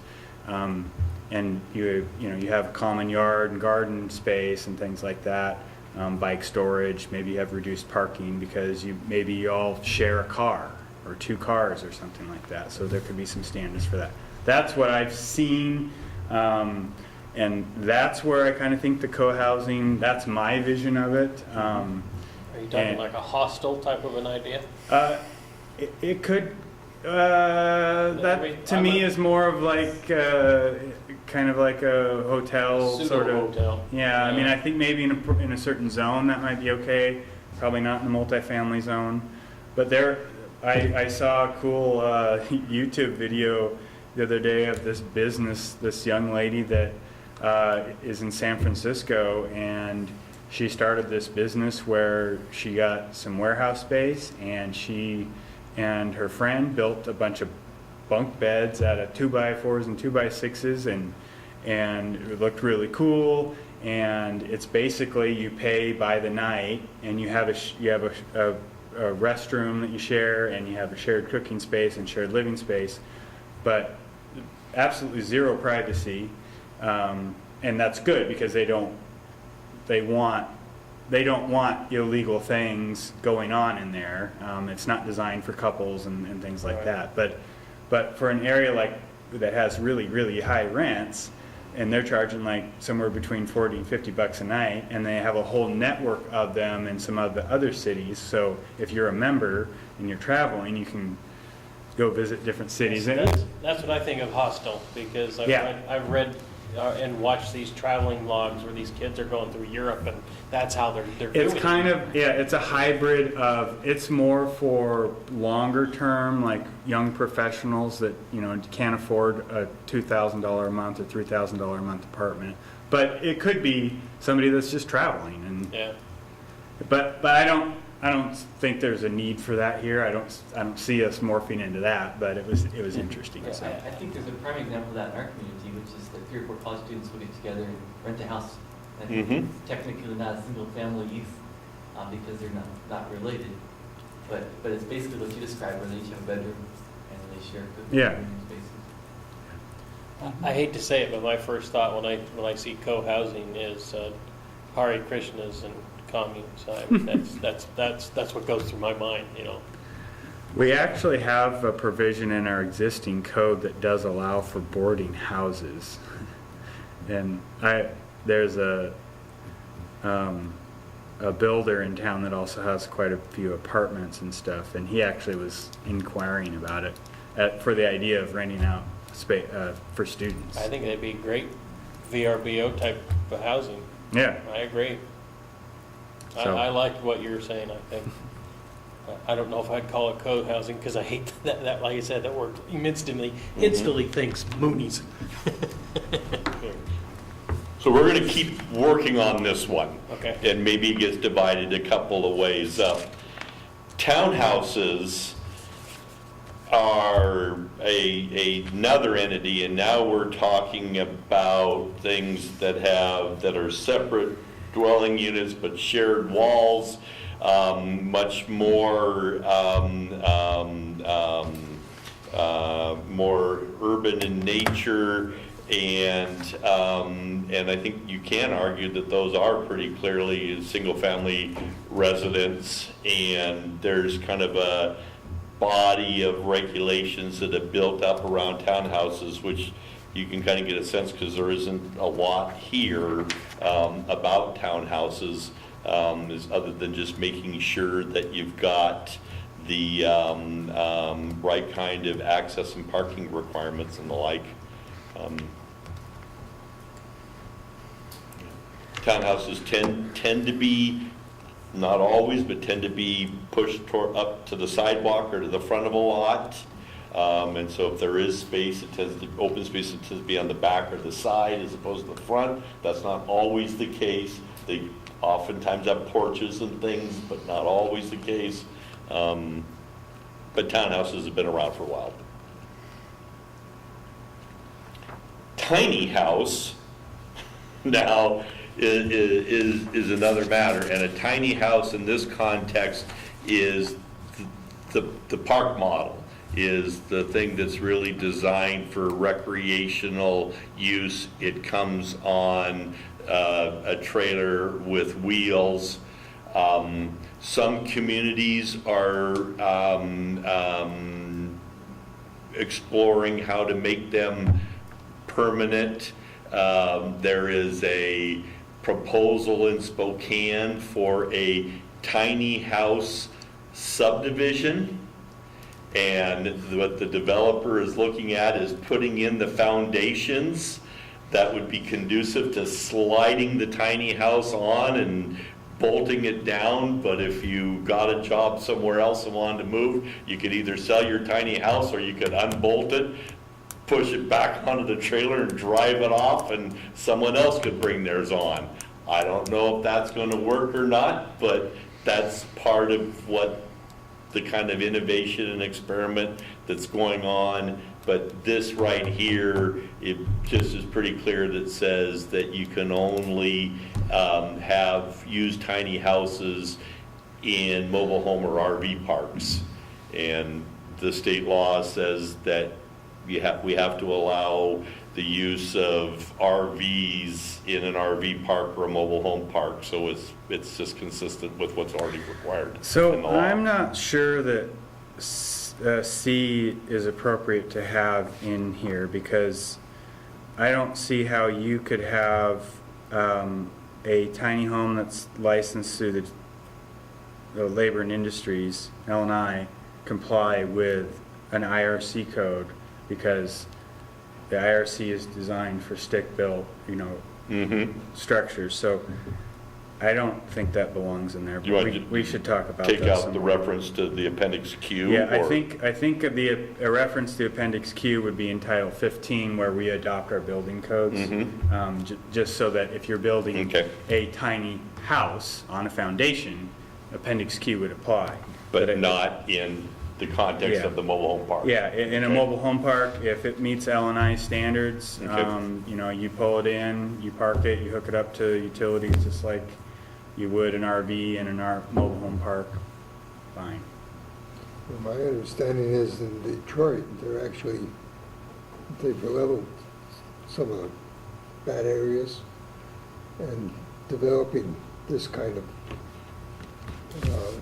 subdivision with the smaller homes and actually further affordable homes. Yeah. Yeah. I liked your conversation earlier when this came up about tiny homes, and I think you're right. Tiny homes and a small home need to be they're two totally different structures. And a tiny home is nothing basically but a glorified RV, and people shouldn't be duped into renting a tiny home thinking that they have a real house. I just don't think that's fair at all. So, and I could see that happening, especially in an older person who doesn't quite have all their wits together or something, and they're super limited on income, and, oh, I can get this house for $400 a month, and it turns out they can't even heat it during the winter because it's not enough insulation. I just think Yeah, that'd I be mean, horrifying there is, for us to the allow. park model that's out there prior to the tiny home was kind of like the larger version of a tiny home.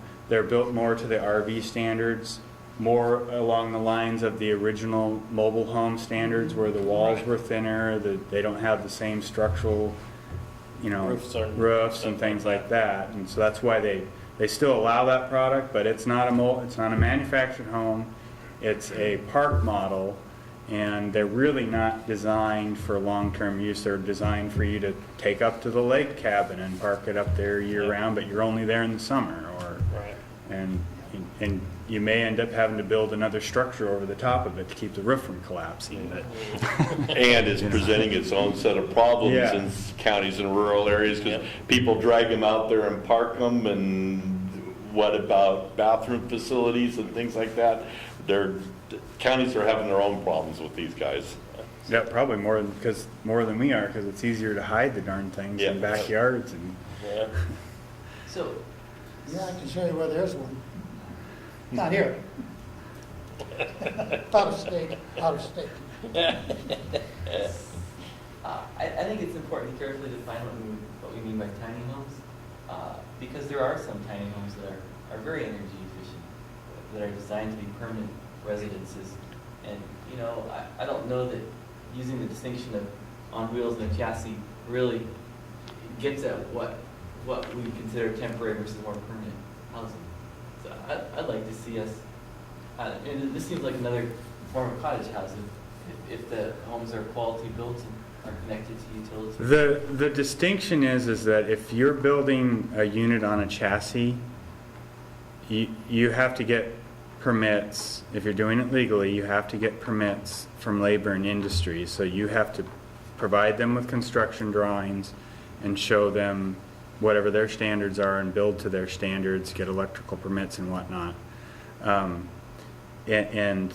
And they don't have the same energy code standards. Now, maybe they're going to exceed it.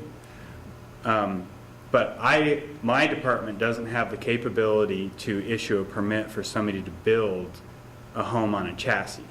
So, That's why labor and industry. if you want to build something that's energy efficient and is a tiny house, there are provisions for you to do that.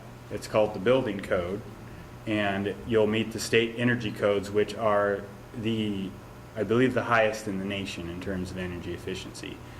And tiny homes, what's permitted through L&I, their standard is a park model, and they don't meet those requirements. You may exceed it, but Okay. So would we accept someone who exceeds it and builds them to what you consider to be permanent housing standards? no, because we don't have the ability, I don't have the ability to issue a permit for a structure that's not built on a foundation. Could you review plans and either confirm that they were built to your standards, or because you can't inspect it through the process, you can't confirm those? We can't inspect it through the process, we don't, there's no way for you to submit plans that would meet the building code requirements, from structurally to the energy code. A perfect example is the insulation that they provide in the floor joists. Unless you're putting in a 2x12, there's no way that you can get the amount of insulation in there that meets our energy code requirements. And then we build things that are, or review things that are attached to the ground on foundations. It's because of complicated. the transportability of them. One of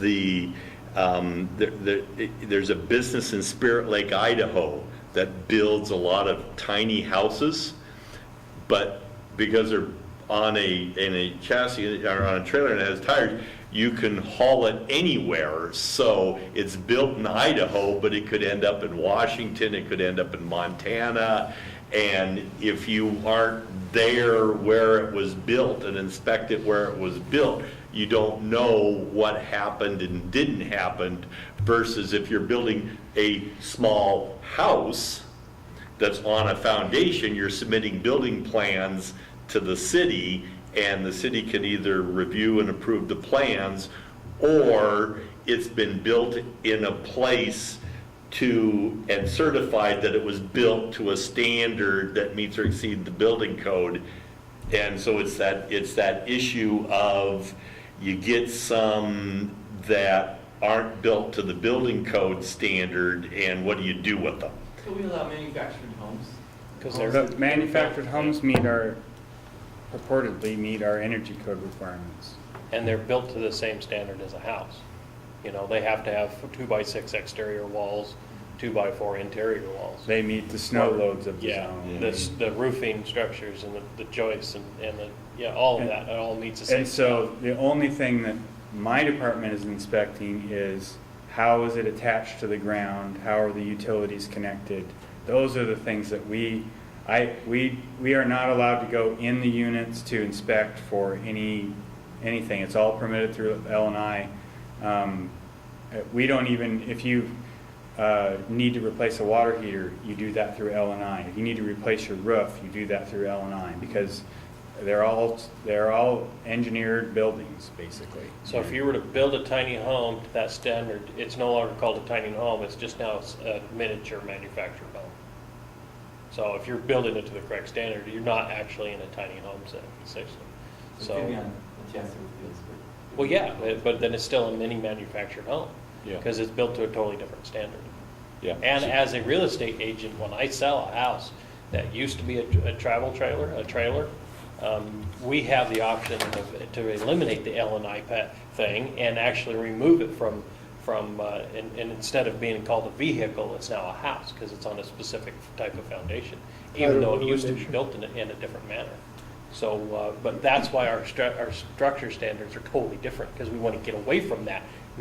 Those walls that are only this thick with some foam insulation or some hard cell type of insulation, because I'm sorry, when it gets down below zero, they're really hard to heat. Well, and they may be very energy efficient. And, you watch the shows and they talk about how you can heat it with a candle, and Yeah.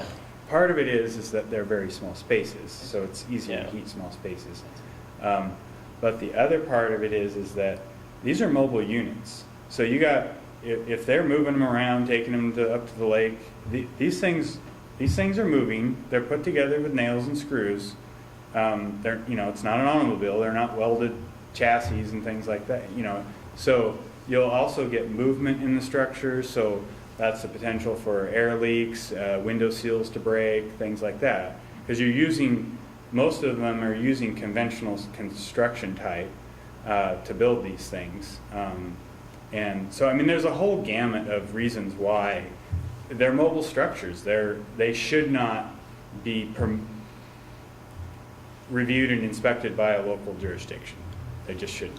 If you or anybody you know is looking at buying something like this, make sure that you ask, or they ask, to what standard was it built and what certification is going to be on the unit, and then verify that certification is accepted wherever you're going to use it, so that you don't end up with something and then you discover that. Yeah, so there is a manufacturer in Walla Walla County, I think it's Seattle Tiny Homes or something like that. They actually came to College Place, 8 or 9 years ago, when this industry started to take off, and they were building them up in the Blaze King building on Whitman. And they came to us and said, hey, how do we get these permitted? And we're like, well, we go to the building official, and he's like, we don't even want to touch it. And we started, reaching out to other communities, and we talked to Labor and Industries, and they're like, we haven't even figured out how to regulate them, because these things are on wheels. They're getting trip permits, most of them. some of them want to get full-blown licenses so they can haul them, you know, register it like a normal trailer, and it was just, yeah, so we were just like, we can't help you. If you want to manufacture them, that's fine, but don't put them in our backyards. That's still where we're at? Do you feel like you have a better handle on it? I think the way the code's drafted it, you know, that's, they operate out of the port now, and they are licensed through Labor and Industries now. But these are very expensive units. I mean, they're They're not affordable housing. they're not affordable housing. I mean, people are spending, you know, $60, $80, $100,000 on these things, and I scratch my head and go, well, why wouldn't you just build that in your backyard, and then if you need to sell it, you can actually get your money's worth out of it because it's worth something. It's, you know, but anyhow. Thank you for exploring that with me. I'm watching the clock, I'm wondering, I guess your take, we have a couple more items, one more, the mixed-use commercial and residential, and then I think there's sign code. We're not going to get to sign code. Okay. And on mixed use, that maybe we could just stop here and have you look at that, because we're going to be redrafting these other ones. The intent on the mixed use commercial and residential is to have standards that govern in commercial areas where you have commercial and residential both, and it can happen in a number of different ways. The traditional model is you have commercial on the ground floor, residential up above it, but now today we're seeing other examples of that where it may be that the commercial uses are more on the front of developments or along the main streets, and the multifamily is back behind it. Or in some cases, it's just, I mean, it's not a matter of mixed use. In some cases, in commercial zones, are just allowing multifamily development in commercial areas. So this is the one other kind of piece of this puzzle. It's not single family and multifamily, but it's the terms and conditions under which housing is allowed in what is traditionally a commercial area. And so there are some standards here that are kind of borrowed from a number of different communities. The principal things in this, as you read this code, will have to do with where is the residential permitted, and then you see that there's some standards that have to do, because there's still provisions for open space areas, decks, patios, and parking. Those tend to be the standard things in every one, but like I say, different context than the discussion we had before. And also to clarify, this doesn't take the place of the downtown, the College Avenue zoning. This would be in addition to a mixed use that we can apply to our other commercial zones. We would want to be careful about what areas we apply that to. We probably wouldn't want areas like across from Walmart at the Meadowbrook Plaza to be a mixed-use area because of just the amount of infrastructure that the city's invested in there, and there's a certain expectation for tax revenue generated from retail sales, not necessarily, you know, apartments and stuff. But there might be other areas, for instance, like across from the high school, where the developers, they're interested in a mixed-use concept, and they also have the multifamily component, so a mixed use in that area might be appropriate. I've heard some interest up off of Rose, where we have a lot of just general commercial along there, but there's not really the likelihood of a big box retailer locating up on, let's say, Gugamelli's grass field. It's an odd configured lot, and it's not quite big enough and it's isolated from our other big box stuff. So maybe a mixed use development, zone along Rose Street would be appropriate. Paragon Auto contacted me about that, the possibility of doing mixed use in their area.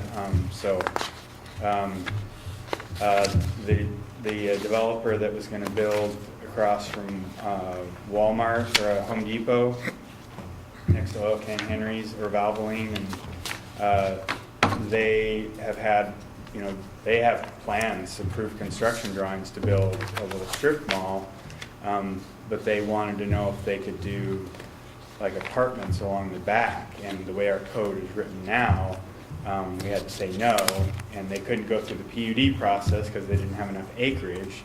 So, if we allowed mixed use in that zone, that might actually spur some development, because of the residential can help offset some of the expense of the commercial. Because it's, you know, it's easier to lease out those residential units.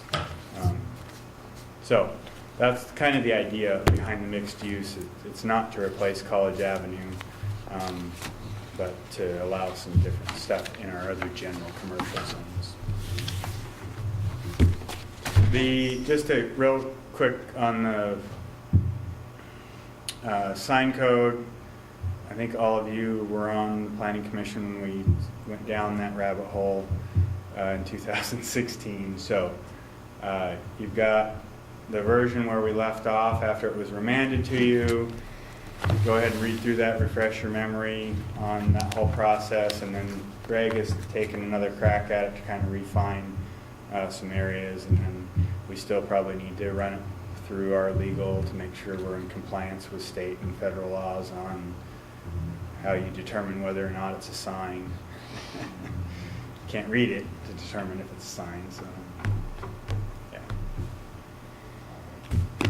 Anything else we need to cover today? I'm talked out. That's a first. Okay, simply say meeting adjourned? Yep. Is there anything you can't say to that? I think that's acceptable. All right, meeting adjourned.